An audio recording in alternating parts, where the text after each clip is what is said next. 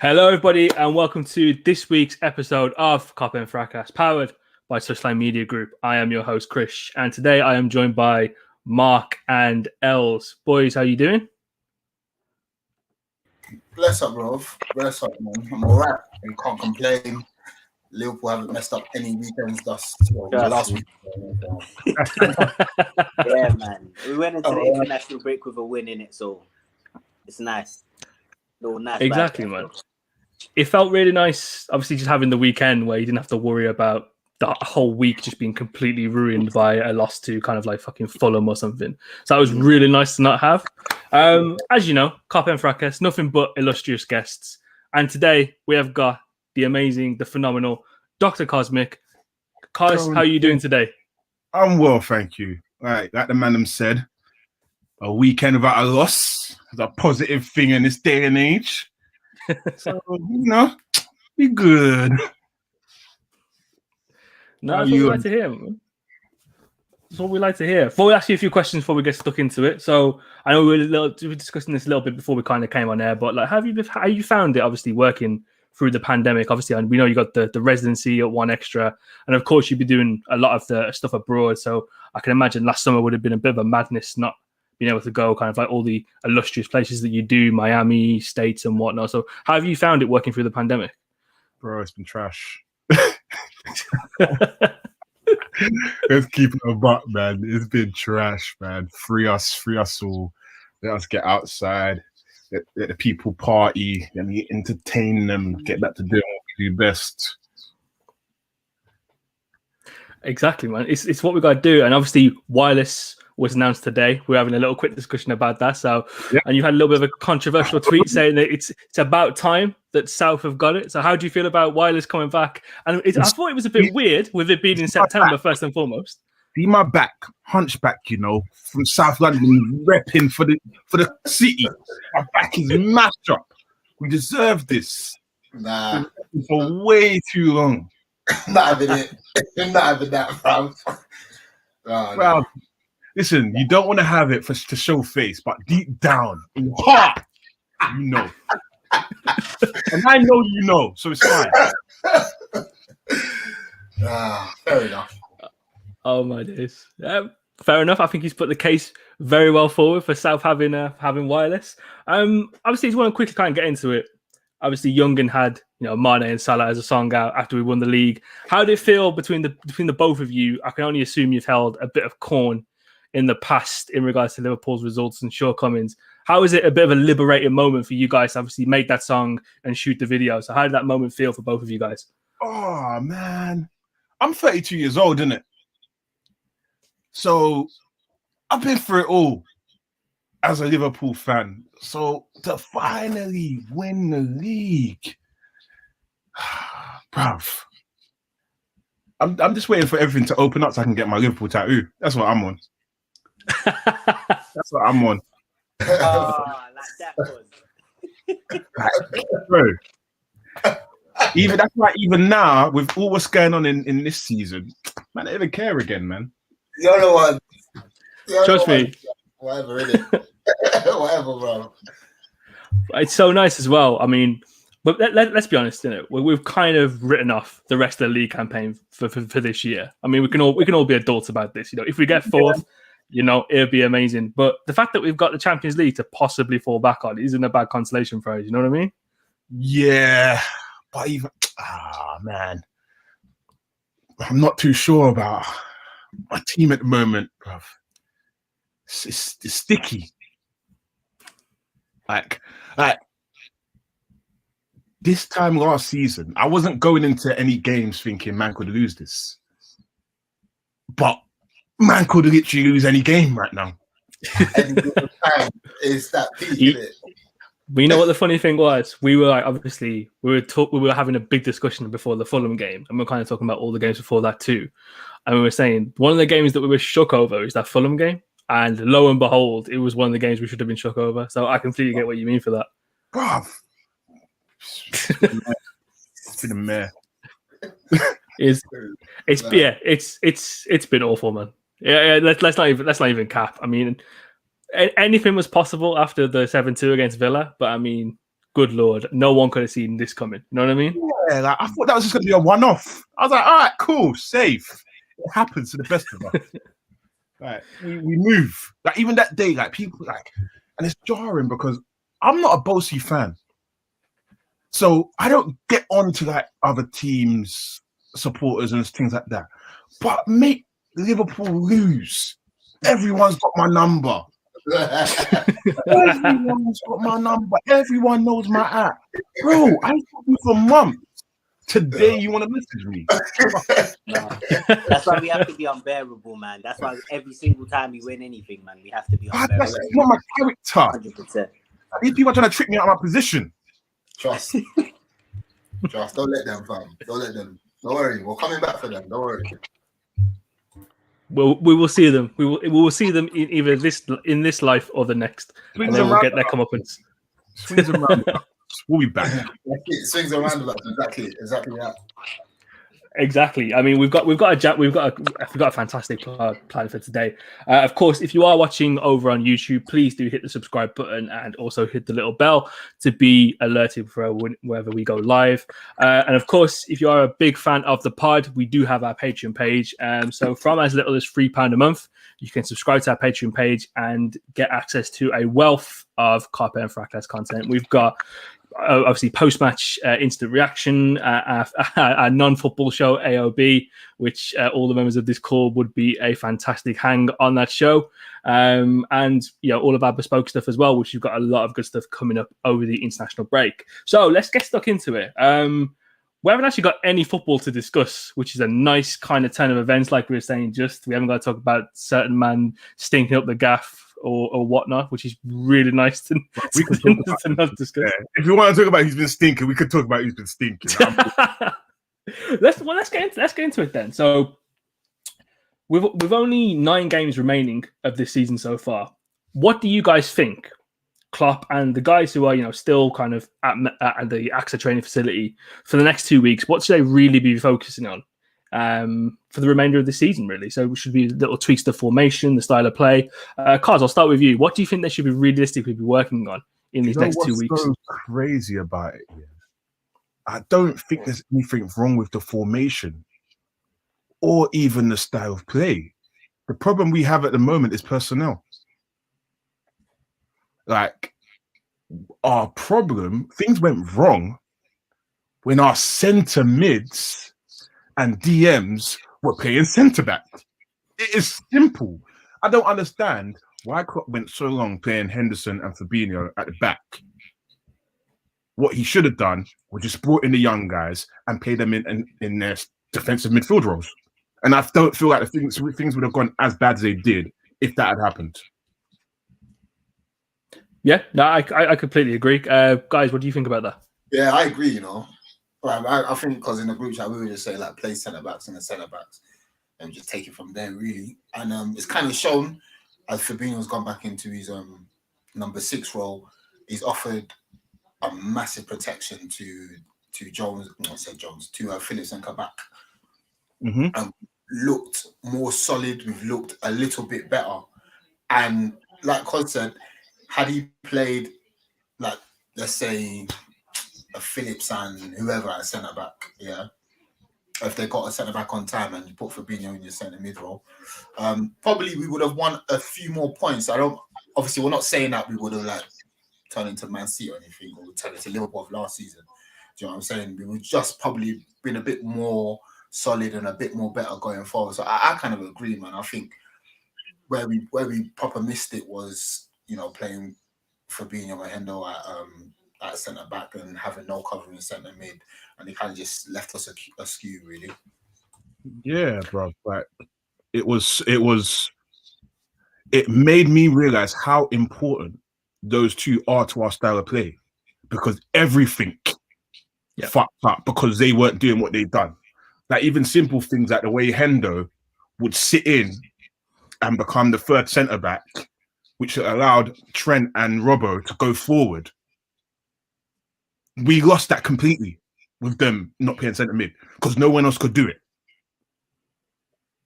Charlie, It is proper annoying because I mean you think about the basic function of our midfield, and it is allowed to the wing backs to kind of bomb forward. They've obviously not been allowed to do that, and the fact that we've been more vulnerable, we've kind of like lacking centre backs too. It's not been able to them to go a bit more forward. And obviously, we're going to touch on Trent a little bit later on. But Mark, what do you think the guys should be working on? You know, yeah, I completely agree with Cos and Ellis in it. Like, hindsight is 2020 though, innit? Klopp tried to do what was best available to him in it and squeeze square pegs into round holes in it. As much as possible, we shouldn't have damaged our midfield the way we did, but we did, and now we just have to deal with it. So I would want to see us become a bit more fluid in the attacking sense. I think Wolves is the first time in a long time. So Wolves and Leipzig are the first time in a long time I've seen a bit more fluidity from the front three where they're all interchanging a bit more. I think that changes the predictability of our team. And as I was speaking to Peter on the group chat about how we don't really have space in behind nowadays, we tend to get a lot of teams sitting deep against us. That basically negates Firmino's role because he's not able to get involved in the game, get too involved in the box, but he should be doing more as a striker in it. So I want to see a bit more in and around the front three, just being a bit more interchangeable, trying to be a bit more unpredictable, see what we can do with a CL run. And you know me, I'm extremely optimistic. I've been screaming top four for a minute. I put £500 with Harold. Now the bet's dead, but I still want to see us get top four. Like, I can't imagine Liverpool without Champions League next season, especially with the players that we have and the caliber of players that we can attract with the Champions League. So even though we probably need something like 24 out of 27 points, it isn't impossible, highly unlikely, don't get me wrong, and I know that, but it isn't impossible. And we're currently 6 points off Chelsea in fourth, and it seems like everybody around us has a harder run than us. While we haven't played the best football of our lives this season, if they can put together a decent run, I see us making top four. Yeah, I mean, we've still got what, United away, Arsenal away, obviously, after this international break ends. So you would think, bar those possibly two fixtures, but obviously, like we discussed earlier on, we're not that good at the moment, so anyone could probably beat us. So it is a bit of a sticky task, but let's just see how they get through it, really. Chris, before you move on, I know you asked like what you want to see like from the break. Obviously, with certain players not going for international duty, you want them to see if they can get their sharpness, like Mark said, if they can get their fluidity in. Hopefully, they're working on a new tactical switch. I know Pep Lingis was talking about how they want to try and defend on the halfway line. So I don't know if they want to drop deeper a little bit or they want to push up even more. So we're going to see that. I think there's about 11 first teamers in the first team. For 11 first teamers that haven't gone to international duty. So that can help. That can help us again. I know Naby Keita is going to come back a bit early, so that's going to help with his sharpness. So ideally, we just want some of the first teamers to get as sharp as possible for them to tweak the formation a little bit and just try something different going forward. So hopefully we can see that in the next few weeks. And just to add to something that I missed out on, I would want to see Klopp develop something like a plan B. At the moment, it looks like we are fullbacks and inshallah. But I would want to see us develop a more centralised, ball-dominant style of play, especially when we have players like Thiago. And I know all three probably won't start at the same time, but Thiago, Naby Keita, and Curtis Jones all... I saw you shake your head at Naby Keita still, just threw me off a little bit. But no, I was shaking my head at this stupidity that's coming. Partey is coming for Fabinho's neck. Relax, I've been wanting man. to do it for a minute still. Bro. I was looking at that Narcos. They're taking it a bit too far. Yeah,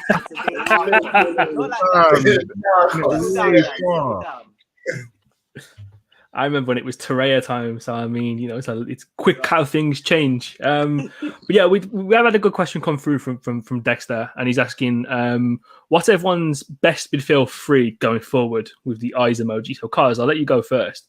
I guess it's also a little bit of a question in terms of with Thiago as well. Obviously, he's come in and has shown at times where he could definitely help with this Liverpool team. But I guess obviously at the moment, it's not been the greatest of debut seasons for him. I'm not sold on Thiago. I'm not sold. Oh, right, really?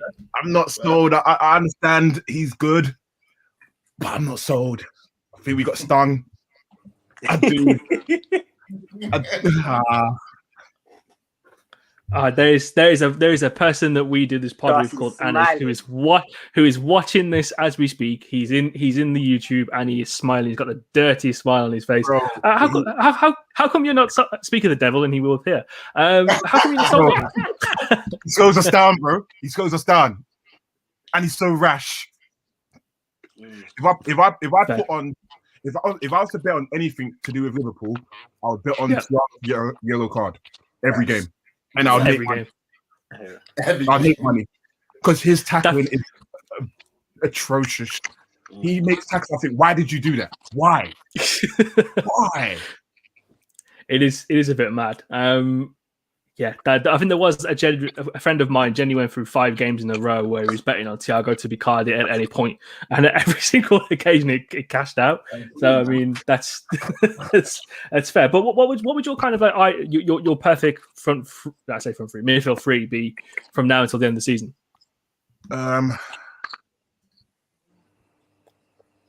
what's available, I would have to say Fab. Definitely sitting in the number 5/6 role. Yep. Wijnaldum, and do you know what? Curtis Jones, man. That boy's gonna be a star boy. Like what he's come in this season and he has impressed me so much. I think he has to add more goals to his game. But in terms of injecting energy, he's doing more of the runs. He's doing more than any other of the midfielders we got right now. Yep, no, I completely agree. This is a very pro Curtis Jones podcast. We have been for a while. He's got a few more things to obviously develop on in his game, but talk about sky's the limit with football players for this football club. He's definitely one of them. So let's switch the conversation. So obviously, like El said earlier on, there's around about 11, 12 first-team players who are still at the club who haven't gone on to international duty. Out of all these guys, who do you think has the most to gain? Obviously, with a lot more kind of one-on-one time with Klopp and the coaching staff, and just to make a great impression. So, Els, I'll let you go first. Sorry, Anik put me up with one of these comments. Wait, we're not seeing the comments. I want to see this. Is that a thing when it's on the left hand, on the right hand side? Yeah, he put me off with this one. Okay, yeah. He's definitely topping that off, man. So I've got Chris, say it again for me, sorry. So Anik's been an absolute menace at the moment, isn't he? So obviously, like you said earlier on, we've got about 11 or 12 players who aren't on international duty at the moment, who we consider first-team players. With those who are kind of still at the training ground, who would you say has the most to gain with one-on-one time with Klopp on the training ground to kind of have a feature role from now to the end of the season? I'll probably say Trent. I'll probably say Trent. Obviously, not going to England will probably, as a young player, will probably knock him back a bit. But then I think the rest is going to help him. I think he's going to gain a lot from training with Pep Lynch's a lot. He's going to refine some of his game. He's going to probably have time to hopefully watch some of the games back, see where he can improve. I think that will help him a lot. I think he'll probably be the main one who will probably benefit a lot. And he also needs the rest, to be fair to him, because he obviously had COVID at the start of the season, before he had COVID dry pre-season. Then he had a calf injury. So since he come up, it was on and off. He's been very indifferent this season. So I think the long rest is going to help him a lot, and it's going to allow him to probably get some mileage in training and tweak a few things, man. Kaiser, about yourself? To be quite honest, I'm not sure who's still there. What? I have got I wish I had the list. There's a fair few players to be fair. So obviously you got Fabinho, Firmino, Ox, Trent, Milner, Alisson. I think there's a few more, but I'm not entirely too sure. Probably should have written this down before we came through, really.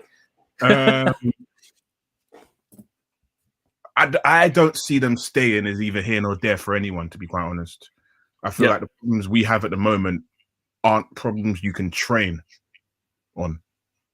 Yeah. Like, Trent, defensively, he's been a bit hit and miss this season. But if I'm going to be completely honest, I always knew he had those capabilities within him. If you watch his game, you know, like, Trent is subject to a mistake or two in defense. Going forward, he's amazing, but he does get beat. So I don't think this 2 weeks is going to improve that. So I don't think anyone really. Can you not make a case for Ox?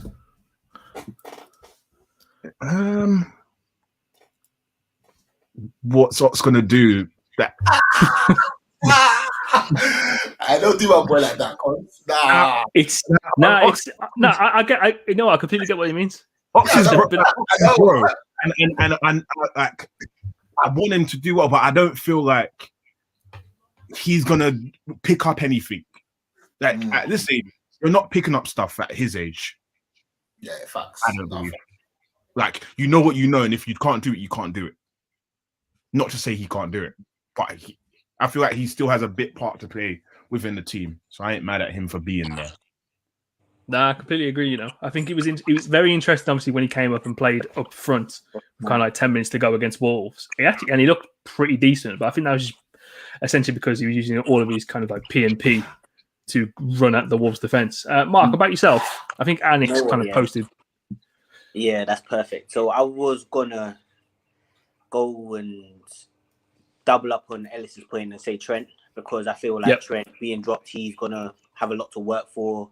Come back with a bit of fire in his belly, like Fahy was saying, and just go for it towards the end of the season. But I'm gonna stay true to Marco Madness and say my boy Naby Biscuit. I know you haven't heard Biscuit in a long time, but Biscuit, I feel like this journey back from injury for him is quite different from the other journeys. He hasn't been rushed back. He hasn't been forced to go play for his country. He hasn't caught any niggling injuries.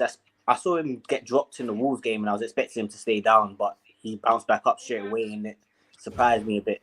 I feel like he will be integral if we do have a top four push, because while Curtis Jones is amazing in his own right, I feel like Naby, talent-wise, is the step above Curtis Jones in terms of what he can do, in terms of dribbling, in terms of that experience at the top level as well. So I want to say Naby, and stick with my boy. Cos, what do you think about Naby overall? He hasn't shown what he can do, but he's shown it in glimpses. Yeah. I feel like he needs a consistent run. And he's just, stay injury free, man. Man can't be doing all this to be getting injured every week. Yeah, I completely agree. It's one of those things where I've kind of come to it now where Mark's a little bit more idealistic than me, and it's one of the things that we love about him. But it's one of those things where it's like, I can't count on you to play more than 2 games in a row, let alone from now till the end of the season. But hopefully, with like a 34-year-old, why are we managing a young player like this? It's mad, bro. But you know what it is for me? Yeah, he's so reminiscent of, obviously talent-wise, I don't think he's quite there, because I feel like the person I'm about to mention, talent-wise, is clear with most people. Is probably one of the best English strikers we've ever seen. But Sturridge. So Naby hasn't given us the run that Sturridge has given us, where he was able to perform so well for a consistent period of time. But talent-wise, you can see it's there. And you can just see that every single time he gets injured, how much it hurts him and how much everybody knows he can contribute despite him being out. So as much as I love Sturridge, there's going to be as much as I love Naby in it. That I feel like he can still... uncomparable. Yeah, it's not really Sturridge is bro, in it. Sturridge is bro. I love Naby, man. I don't know what it is about him, but I feel like talent-wise, he's so clear. Talent-wise, he looks so ridiculous when he's actually playing and fit. But it's whether we can get him. When has he shown how clear he is? I think in the West Ham game, where he did that magnificent turn. Was that West Ham or Crystal Palace? No, it was Crystal Palace. For Crystal Palace game, the West Ham game against Bayern. Yeah, like he's had enough games for me to say, you know what, Naby has got enough quality to be one of the best on the pitch on his day. But he hasn't given it to me in regularity for me to back him up the way I do. But that's just me. I'm gonna back my players that I know Glam's probably seeing this and seething right now, but I'm gonna back my players that I love, innit? I need more before he gets that treatment. Because I hear it still. I hear it for Studge, because you see when Studge and Suarez were on their SAS thing, Gunman. Forget. No one was chatting to them. At all. So I hear that. Naby ain't giving me SAS vibes. Yeah, he hasn't at all still. But I do want to think still. I do want to see a trio of Fab, Thiago, and Keita. I just want to see how that would work with the defensive stability of Fab and Thiago's intelligence, ball movement, Naby's intelligence, ball movement. I think it'll be ridiculous still. Yeah. You reckon that will be the midfield three if Gigi goes? I'd want to see a recruitment for Genie still. I want to see a cheeky Alwan who can get CL. Like, I want to see someone come in. And I feel like we're going to lose Milner and maybe Ox as well. So with Ben Davis being the English replacement for one of the two, I want to see someone come in. Yeah, Milner, I feel like I appreciate the service, but it's time. Yeah, it's time to go, man. It's time. I appreciate you've been a servant of the game. Facts. 100%. You've done your thing. You've come in. You've shown. You've led, and you've led by example. But it's time. Milner would be one of those players where he could kind of easily transition into coaching, and he wouldn't look completely out of place. We did touch on it a little bit, but obviously Trent wasn't called up by Gareth Southgate and his waistcoat for international duty. Do you think that's going to have like a massive effect on him, kind of personally as a person? Do you think he's going to take that to heart? Obviously, with the Euros kind of on the horizon, it might look like his place is in a little bit of doubt, but there's been a lot of stuff kind of coming out this week where we've kind of seen that he doesn't really know that Southgate knows how to use him properly for England, especially when they play three at the back and whatnot. But what were you guys' thoughts on Trent and England at the moment? I still feel like Trent's the best right back in England. To be fair. 1,000%. It's not even up for debate, is it? Yeah. Like, who got in ahead of him? Trippier. Played 3 games since January. That's what I thought. He's taking liberties. It's like 3 months or something like that. It's ridiculous still. Yeah, Southgate's taking liberties, but if Trent is how I think Trent is, he's going to be on a suck your mum thing and go on. Really. And you know what it is? I think it even goes deeper than that, innit? So we had our little conversation in the group chat, and I was basically saying how it's a conspiracy. I think that Klopp has said, I don't want Trent to go. He's not 100% fit. And then Southgate's been on some petty thing. And now that he said stuff like, oh, you know what, Trent's not been at the level that he's been at for the past 2-3 years, Trent's going to be on the suck your mum thing, 100%. Going to be like, I'm going to spaz on you for the rest of the 9 games. I'm going to break another assist record next year and then see what I got on in it. I really want that as the pod title now, "Suck Your Mum Ting," but I don't think Spotify will allow us to have it. That's the only downside. I agree with all of you, man. I just think if Southgate just come out and said that, well, we've been given, you're forced by Liverpool not to call it, then fine, isn't it? But like to say that, he hasn't been performing at this level, then you call up Trippier, you call up Eric Dyer, you don't even call up Bamford, who's been banging goals since November. It's a bit of a funny one still, man. But again, for Trent, it's a good thing for Trent, man, because he's a young boy. He's only 22. You know what I'm saying? So he's got plenty of time to grow. He's not gonna like miss out on much. You know what I'm saying? So it is what it is, man. Chris, sorry, I want to quickly interject here because someone's talking about me bowing and that on Discord and missing bows. Bro, you've heard the R&B bows. You've heard the R&B bows, me crooning in the background. saying bow, bow, bow, bow, bow, bow. I've been out here, bro. I've been out here. Don't plug for the Discord and that. If you join us on Discord anytime, you'll hear me bowing regardless, wins or losses, whatever. Be there. Of course, if you are watching us on YouTube, please do hit the subscribe button and hit the little bell to be reminded of any touchline videos as they go live. Of course, obviously, we had the Champions League draw from last week, and in football heritage fashion, we drew Real Madrid in the quarterfinals of the Champions League. How do you guys feel about that? Mark, I'll let you go first. I'm happy, man. Exactly like you tweeted, Mo Salah revenge tour, man. Spaz on Sergio Ramos. Spaz on all of them. I feel like we got the easiest side of the draw as well.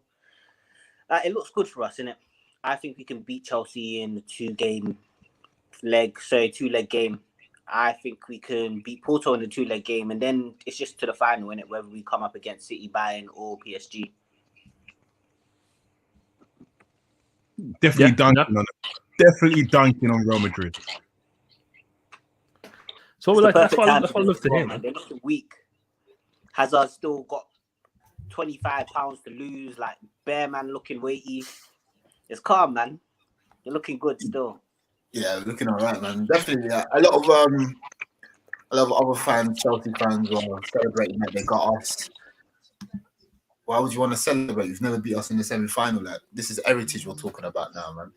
And I think that Klopp's moving like a wounded lion. You know what I'm saying? Like, he's got something to prove now. And I think he's going to use the Champions League as something to prove. And like Marco said, Madrid haven't got that Ronaldo X factor anymore. Benzema's carrying them over there. I'm not too sure if he can, stand up to the occasion. Probably will, probably won't, but we'll see though, man. But I think Liverpool will take this as an opportunity to do something this season. You know what I'm saying? It's such a perfect joy. It's just so perfect for us. Like, I'll say you wouldn't have in your wildest dreams think, oh yeah, we're gonna get this side of the draw, because all my life I was banking on a Man City. I know I was gonna get Man City. I swear, I just thought we're gonna get Man City. It's just bait, you know what I mean? Just like... as soon as Porto came out, yeah, I was shook. I was like, and how the end of that draw kind of sat, I was like, yeah, it's either gonna be PSG and Mbappe is just gonna absolutely slap us to death. Something mad's gonna happen there. So yeah, to get Madrid, yeah, I'll take that, man. I'll take that draw. Was so perfect. Like, it's just one of those that I'll snap your whole. I'll kidnap man for that draw, and that's what I got. So I'm very, very, very happy, bro. I don't do such things. This is just for entertainment purposes. I was gonna say, imagining Gianni and Bula in the back of in your boot, just screaming for help.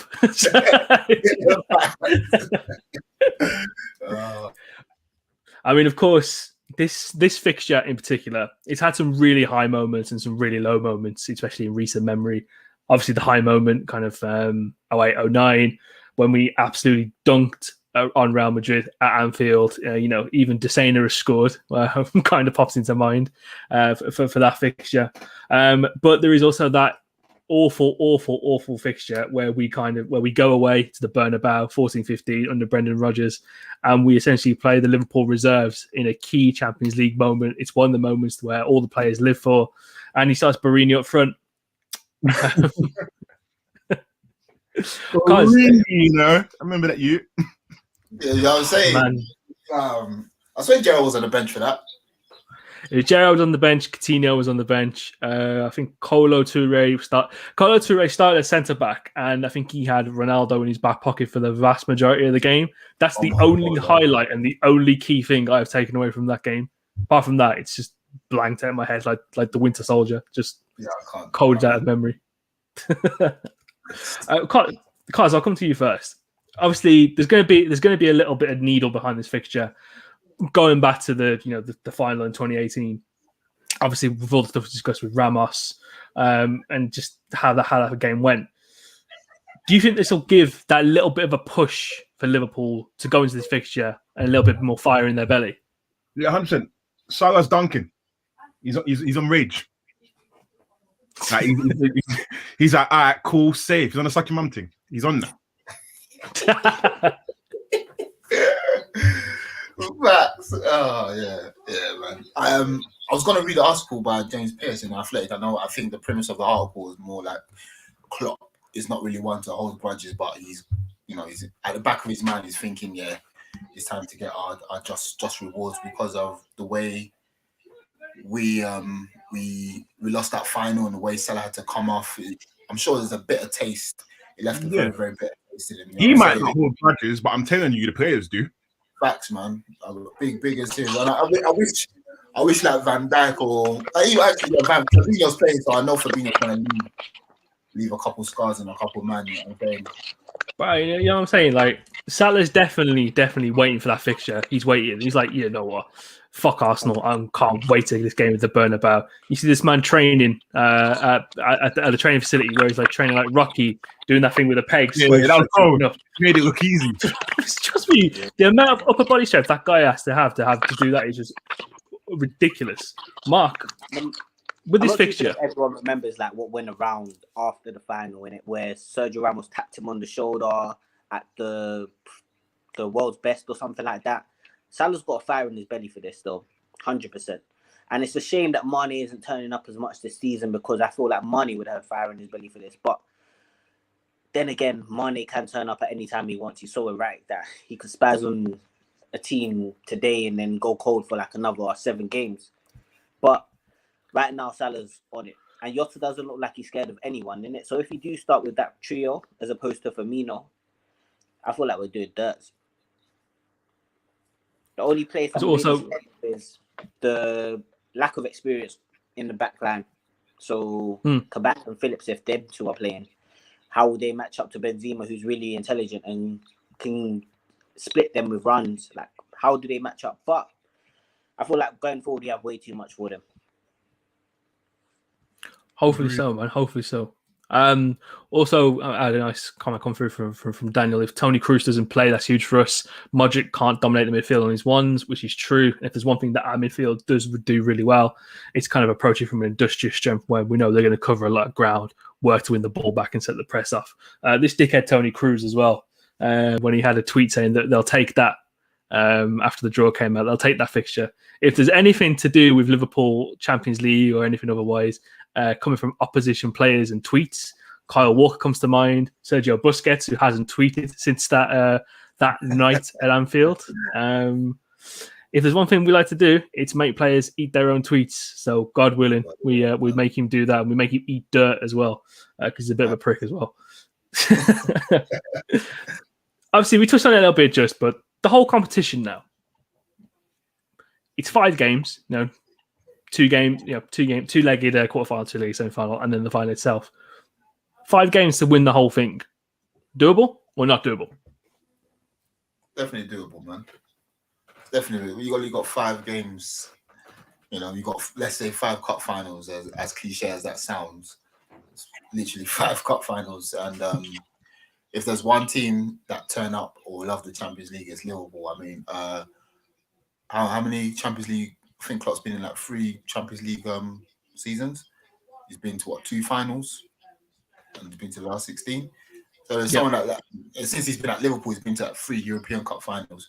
So there's someone that likes, Champions League nights. It's definitely him. Obviously, there's no fans or whatever, what have you. But I think he's a man who just enjoys that stage and having to outwit his rivals in the other dugout. So for Liverpool, it's very doable. And with cup competitions, it's not that the league where you have to like track one game after the other. It's literally on the spur of the moment. Anything can happen. Everyone's on a level playing field. I know a few people are saying that Man City are far and away the best team in Europe, which is fine. But 17-18, they were far and away the best team in Europe. They got 100 points. But then when it came to the Champions League, they couldn't really muster up that courage or all that brilliant play. It meant nothing. Do you know what I'm saying?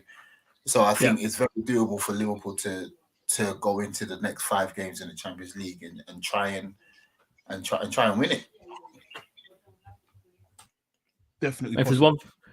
If there's one thing that Klopp does love doing, it is slapping ball managers' heads in the latter parts of the Champions League. Kaz, about yourself, 5 games, doable? Yeah, definitely doable. Especially seeing as how our season's gone so far. Like, if there's like anything to play for now, it's this. Yeah. Like, fuck the top 4 thing, just win it and you're in again. Like, it don't matter. Just win the thing. Plus, going back to 18, 19, not winning the league didn't feel mad that season because we won the Champions League. So if we can have a repeat of that, I'm good. It's not the worst consolation prize in the world, is it? The biggest award in club competition as a supplemental prize. Quite blessed, man, when you think about it. Mark, about you? 5 games, winnable? Yeah, man. You know me and my superstitious self, man. Last 2 times we won, we beat a German side in the last 16. Like, it's looking good. The omens are there. The lads should be up for it. Like, I don't even mind if they say fuck the league and just work on those 5 games, not being beaten in those 5 games and winning the final, win it. I don't really care as long as we win it. And for the people watching right now, innit, if we do spaz with the final and we get a CO, PO, CO, I don't hear nothing about City being the greatest team in the Premier League. Fuck all of that shit, man. Fuck all of that shit, man. Tell them man to get their weight up. Tell them man to get their heritage. But for now, I'm going to keep it a little bit calmer than that. And let's see, you know, let's see how it goes, innit? You're talking that smack, man. Oh, mate, this is Mark, bro. You're talking that smack. That City team ain't to play with, boy. Bro, I can't lie, yeah. Watching them, especially like the last month or so. Yeah, they've been on point. They play crazy football.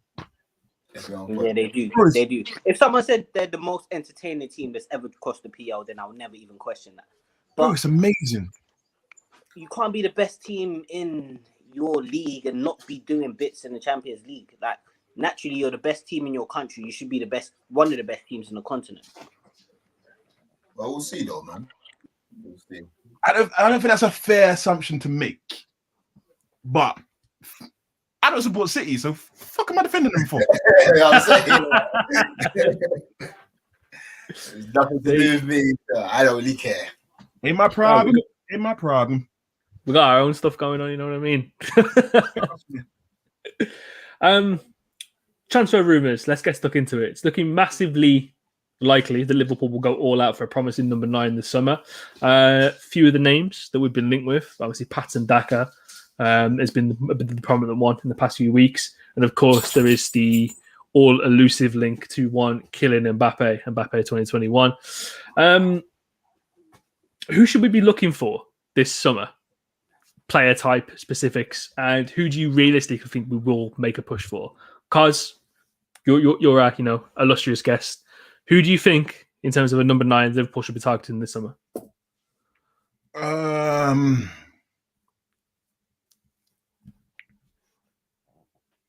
We need a number 9. That's what we do need. Because Bobby, that man's getting on my last fucking nerves. Yeah. Oh, he is so frustrating to watch. Like, he is missing chances that I could score. And I kicked ball in 10 years. So I need a Gara number 9, which makes me wish for Haaland. But if we're talking players, Mbappe is a different level of, he's a different kettle of fish. Animal. He is elite. So it also depends what happens with Mane and Salah, and if either of them two leave too. But I need Bobby out of my club. I can't lie to you.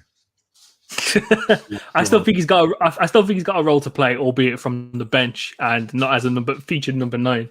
But I completely agree with you. We need someone. The amount of chances that we create that aren't kind of going to our most clinical player in Mo Salah, kind of in the 6-yard box and close to the front of goal, it's just so alarming. But let me ask you this as well. Comic books have been, the theme in the past kind of few weeks, Justice League and whatnot coming out. So in Marvel fashion, cause soul for a soul, if you had to sacrifice one of the front three,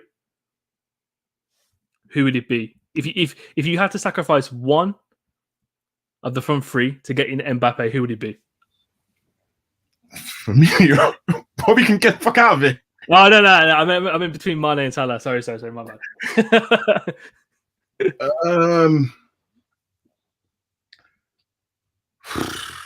In as mad as I think it would have to be Mohamed would have to go, you know.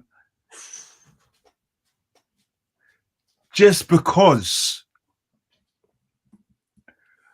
I feel like Salah will Mbappe will produce the goals that Salah would have been scoring. But the way Mane brings other players into the game is something Salah can't do. And doesn't do. So yeah. That boy tricking y'all. He running around like Pat Beverly. He tricking y'all. You heard you tricking y'all. I feel like Mane, why he does try. I'm tired of seeing Salah cut in.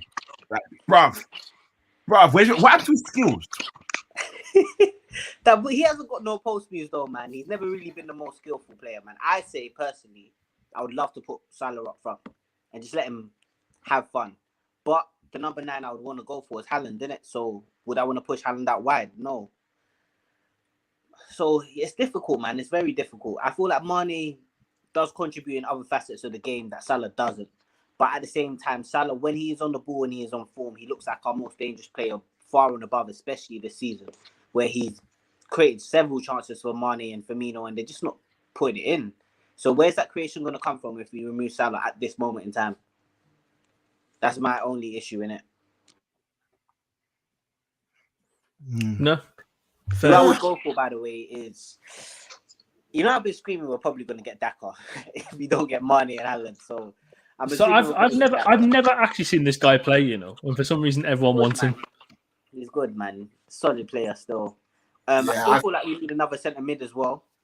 And I'll scream an hour all last summer. I'm going to scream hour all this summer because I feel like he's a perfect player. And then a centre back. And I know you don't really like players from Lille, Krish, but I'm going to go for a big Botman. You know how I feel about players from Lille. I know. It's a false image. It's an image. He looks false really good. image. Like, I would also probably take a look at Renato Sanchez if it is an 18 mil release clause because I feel like that is a risk worth taking. Yeah, it's good value for money. Yeah, good value for money. Get me 2 centre backs, a centre mid, and a striker. I'm good. Els, the whole number 9 thing. This is something me and you have discussed kind of on a one-to-one basis, kind of intensely the past 2 weeks. We've come up with a lot of different names. Shout out to Football Reference, by the way, because that's basically been our Bible for the past month or so. Shout out them, bro. Prophecy. If they would like to do promo on Kop End, by the way, please do get in touch. Your 2 biggest fans. In regards to the number 9, obviously it's a pipe. It's not a pipe dream, but I would like a Haaland or Mbappe. But I think Madrid and Man Cities have set their sight on Haaland and Mbappe. So I mean, we don't really have that kind of money. To be fair, obviously, hopefully we could get them. We do have LeBron James though. We do have LeBron James, so that is probably our joker card. Our joker card there. He's friends with Mbappe, so you never know, man. You never know. But if we're being realistic at this moment in time, we've looked at that. At Sasha, is his name Sasha? Oh, forgive me, I don't know his last name. At Stuttgart, who's an alternative striker, 6'7". Yep. He knows where the goal is. He scored in his last 8 games. Like you showed me, his last obviously didn't score against Bayern Munich, but he's definitely someone different. Last 15 minutes, spammed the crosses in. I was also looking at Andre Silva at Eintracht Frankfurt, who's on form this season. He's a well-rounded number 9 Portuguese international. He's definitely somebody that will add a bit more to our game. It seems like he's found his feet and he's starting to score a few more goals now. Also Martinez at Inter Milan, who will be probably like a Bobby replacement. He has a skill set of like a Sanchez before he went to. Oh, even whilst at Arsenal, you can see he's very involved in the play, very aggressive. Yeah. Also like a Suarez type player. I like him. Yeah, I think those are the type of players we probably will be looking at in a coming summer, because I think it is important to know that Liverpool always look at players that are between 21 and 24 with a high ceiling, which we're going to get are good players who are going to get better, like your Mo Salahs and your Sadio Mane's.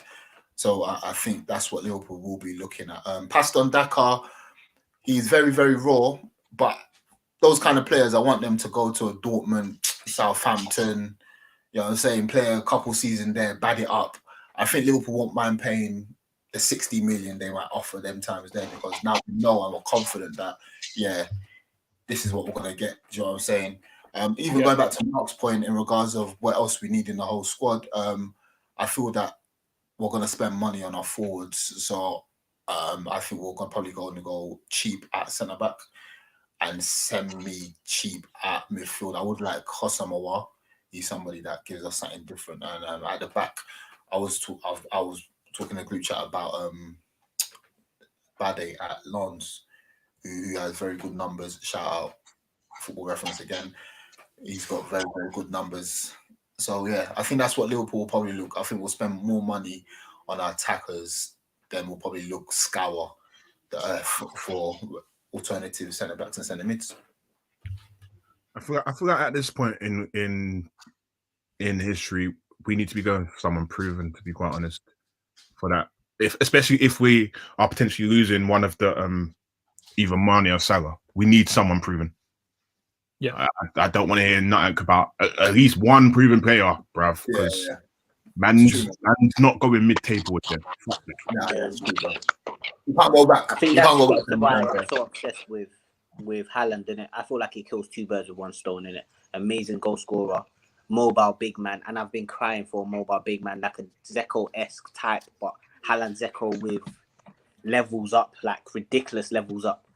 So I would love to see Haaland, and I know Mbappe's probably the better player, but fit-wise, if we do keep Mane and Salah, I feel like Haaland, Mane, Salah would be ridiculous, absolutely ridiculous. And Jota as well. Yeah, Jota to come in as well to the fray. He's sick. He's so good. Nuts, man. Shout out to the boys there that was telling me weren't over Jota beginning of the season, innit? You saying now? My boy's been injured for 3 months, you know. More goals than your boy. Come on. Leave it, man. You should have known the deal when I told you that guy smells from early. So, I mean, that's all I'm going to say. One of the guys that Els did mention, Sasha Kalasic from Stuttgart, 6'7", has scored 9 goals in his last 9 games. He's very much an Edin Dzeko type of player, kind of Wout Weghorst mold. So I think one of the things that we do kind of need to look into, and we'll talk about it a little bit more now, is kind of that plan B option up front. Like El said, someone you can spam in crosses to. He can hold the ball up really well. He's got a nice finish to him too. He links up the play. Someone in that mold of a Dzeko that we can bring off the bench and contribute when needs be in those sticky scenarios, I think would be really cool.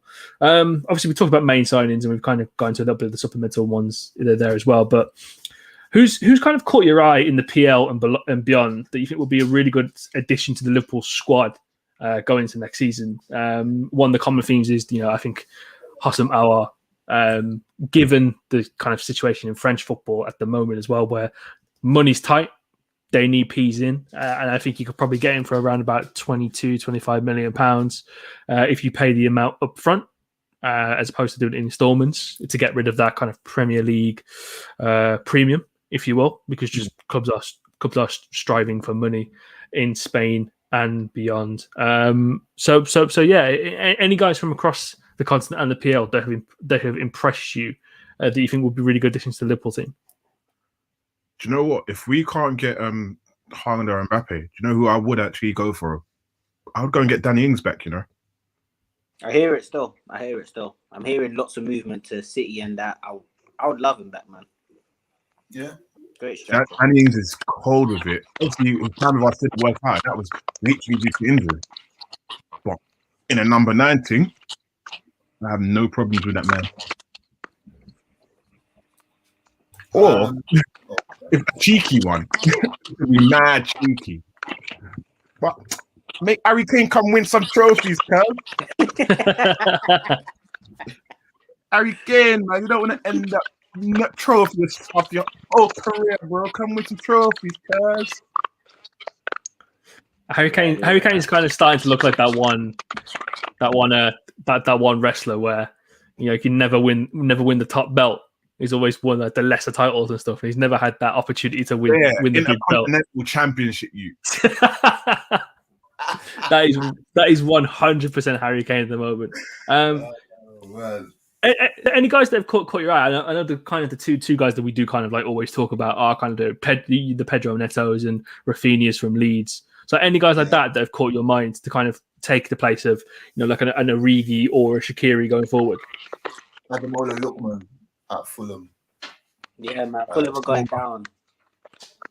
I like Lookman. I think Lookman will be. We need a one-on-one winger. We haven't got a one-on-one winger, man.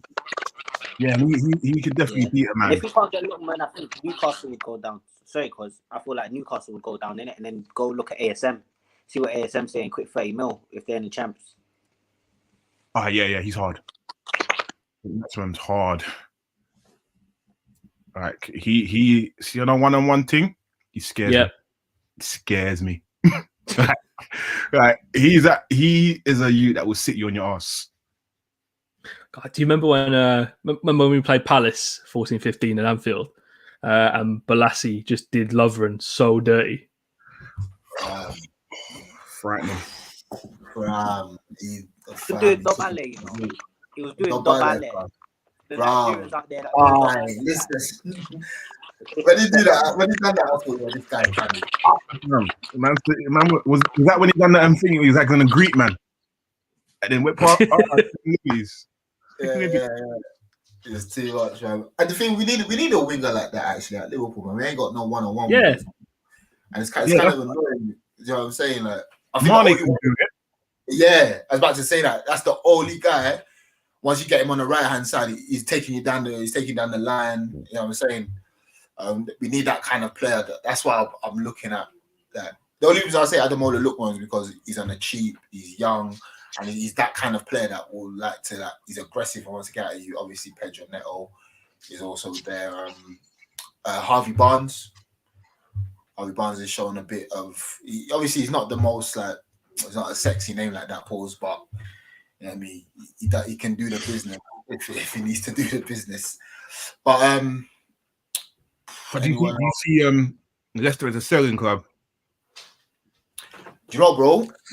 Anybody's a selling club if the money's right, you know. Do you know what I'm saying? If you say to Leicester, we'll give you a little 40 mil, we'll give you 40 mil for Harvey Barnes, I'm sure they will take it. Because that's enough money, because Leicester's got a good scouting network. That's enough money for Leicester to go back into the second division in France and go pick up another player. Do you know what I'm saying? So Leicester can take that kind of risk, whereas Liverpool can't take that kind of risk. Like we can't go into a second division French club and get a player like Minamino or Ben Davis, because we just don't have enough time to develop them and whatnot. But Leicester can. So if you give Leicester money, they'll probably go to the Spanish second league. They'll go to somewhere, you know what I'm saying, in Portugal, in a village in Portugal, they'll find someone, flip that person again. So I think, if you offer them good money, they'll say, fine enough. Yeah, man. I think Leicester definitely do stocks, not stonks. You know what I mean? Yeah. Facts. I would look at Anderson from Fulham, who I think is really good as a defender. I don't know how old he is at the moment, but he played really well. And maybe I might go grab Fabian Schär if Newcastle go down as experienced stalwart. I wouldn't say Dejan Lovren-esque because we don't speak about that youth anymore, but something along those lines of him coming as a full centre back and do really well in certain games. So I like Anderson.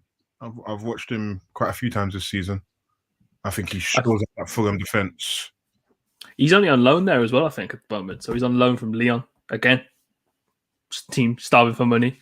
Might be one way you can kind of go in, undercut, again from the cheap, really. Before we go, Kaz, 2 questions for you. Obviously, we talked about Wijnaldum looking increasingly like that he will depart Liverpool at the end of this season. who do you think in terms of possible replacements for him? Any ideal names that you've got in the head? And do you believe as well, because there's a little bit of debate this kind of the last few days, that he is a Liverpool legend? Liverpool legend? Who said that? It's been the talk. It's been the talk. Who said it? Come and hold your floggings, man. Wijnaldum is not a Liverpool legend. Why not though? Champions League semi-final goals, Premier League, Champions League, you know. What makes someone a legend? So, are we giving everyone legendary status? Is Origi a legend? Nah. Origi's cult hero, isn't he? Surely. Origi has more of a claim to legendary status than Wijnaldum does. Why? Because of his goals in the finals and the semi-final. Goals, semi-finals, the goal against Everton last season, right at the end. Like, those have been pivotal moments in our seasons. But he's not a legend.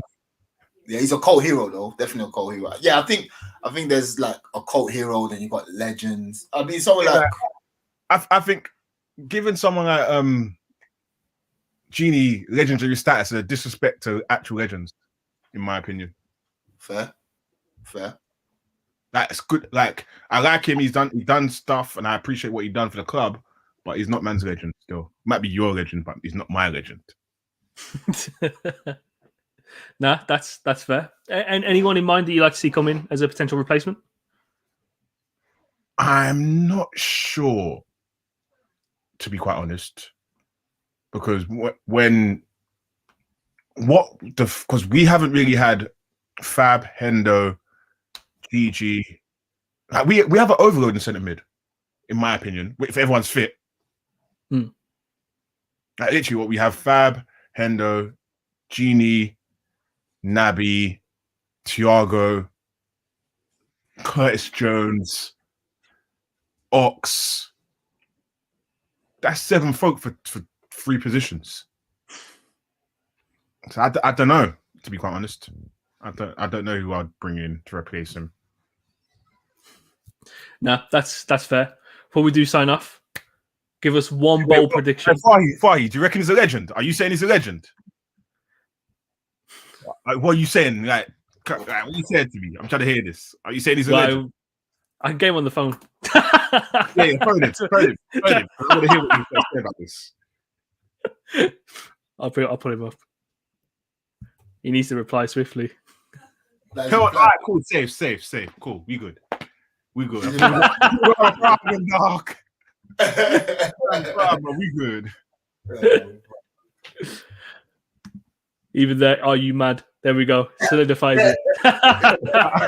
No, I completely agree. I think he's a player that, you know, he's been a fantastic servant for the club past 5 seasons. Come in, he's done everything he's needed to do and a little bit more. Has been there for the pivotal moments. Thank you very much for your service. You'll be remembered as a Liverpool great, not a Liverpool legend, for what you've helped us achieve as a team. And good luck in your next venture, really, for me. Yeah, I just don't think it's fair to start giving out legendary status. I understand the man that won the league, innit? And that's hadn't been done for a long time. So to be part of that elevates you above just the person that played for the team. But legendary? Because that sets a precedence where Adrian is also legendary status as well. So, I mean, let's pump the brakes on that one still. Because if we're calling people who have won the league for Liverpool legends, that would set a precedent where Adrian you can't just banding that around. Like, people have worked hard for that status. No. Hang on a minute, I've got Fahy dialing in.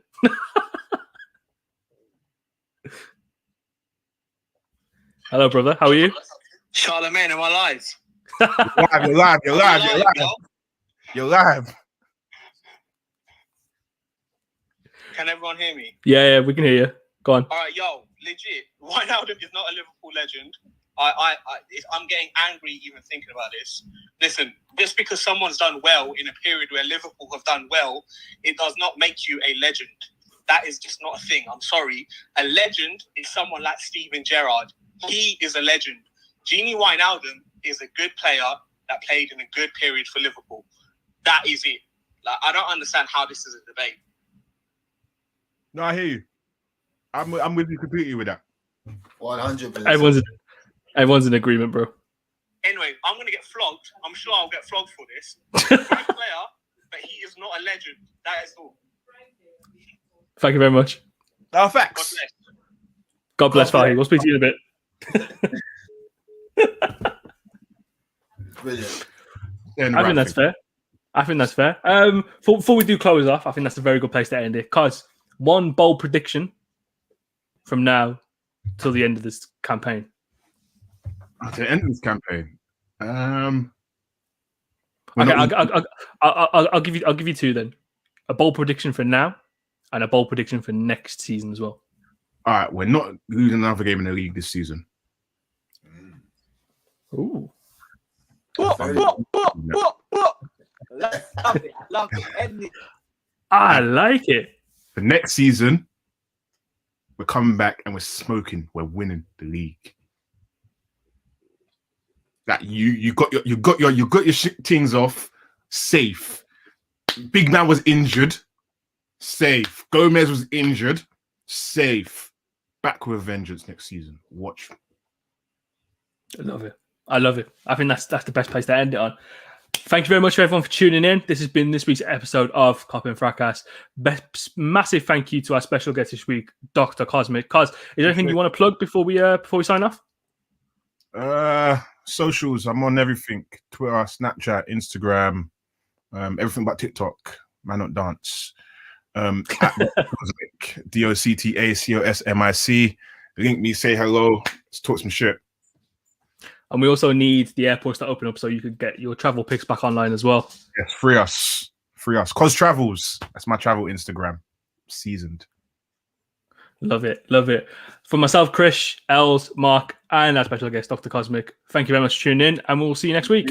Thank you.